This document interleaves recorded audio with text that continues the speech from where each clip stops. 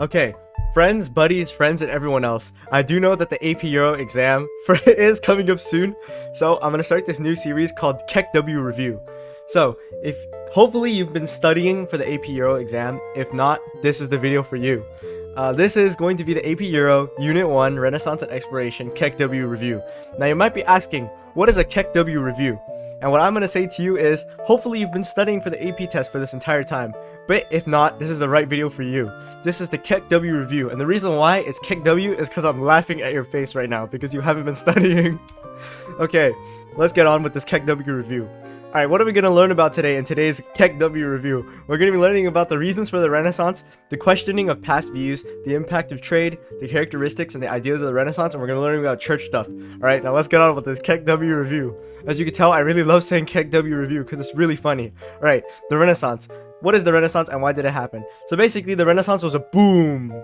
Okay, now guess what? Technology went better. Technology became better. People started to question things better, and people's thinking just leveled up. Everyone's brain just exploded. They all had like brain aneurysms. Boom.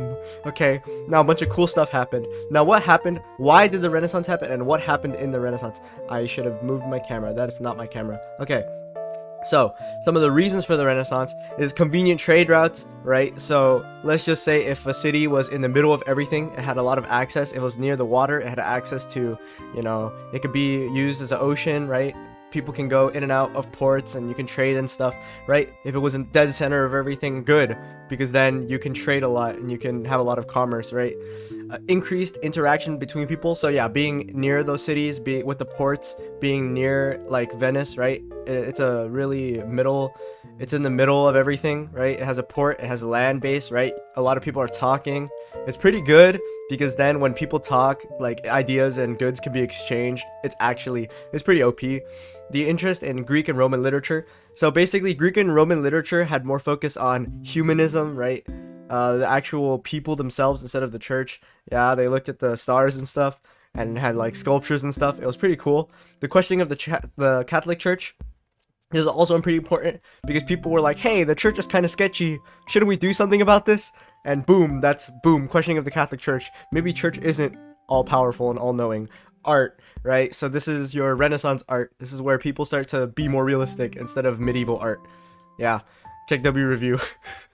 Okay, trade routes. So trade routes are one of the main reasons for the Renaissance. Basically, like dominant cities that are geographically convenient, like Naples, Florence, and Venice. Basically, they're all in the middle of everything, next to water, next to rivers. Maybe it's easy to get to them, and it made trading really efficient because guess what? They're in the middle of everything. They can talk to everyone.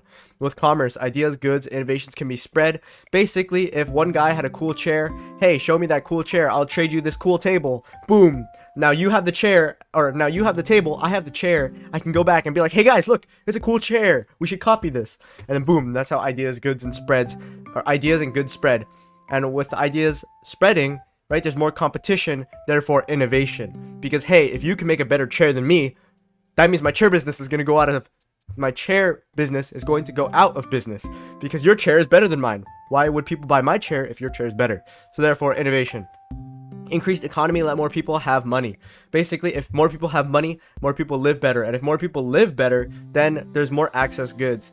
If there's more excess goods and access to goods, right, then that means more people are going to be buying chairs because I don't think chair is particularly a necessity to live, right?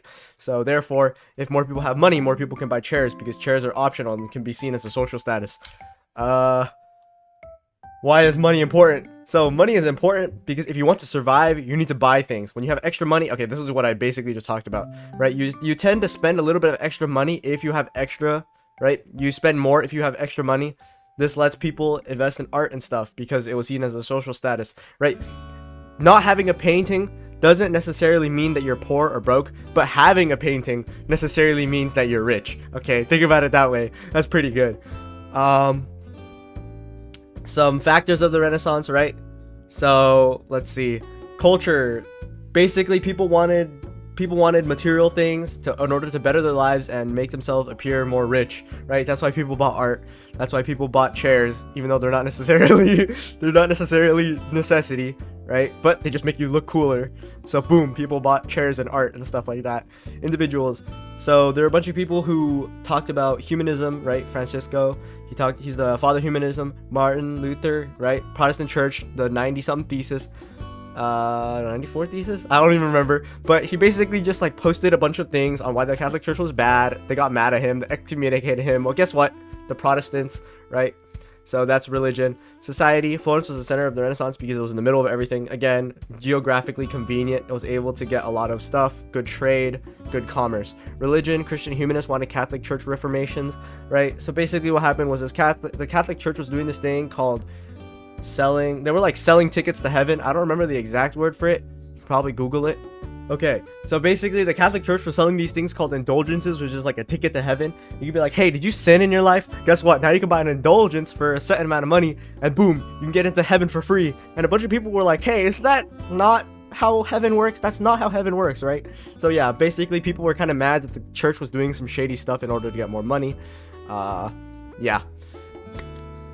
Art. So art in the Renaissance was very different from the art in the Middle Ages. The reason for this is because in the Middle Ages, everything was kind of religion based. It was really funky looking. It was not really realistic at all, right? So naturalism replaces religion and art.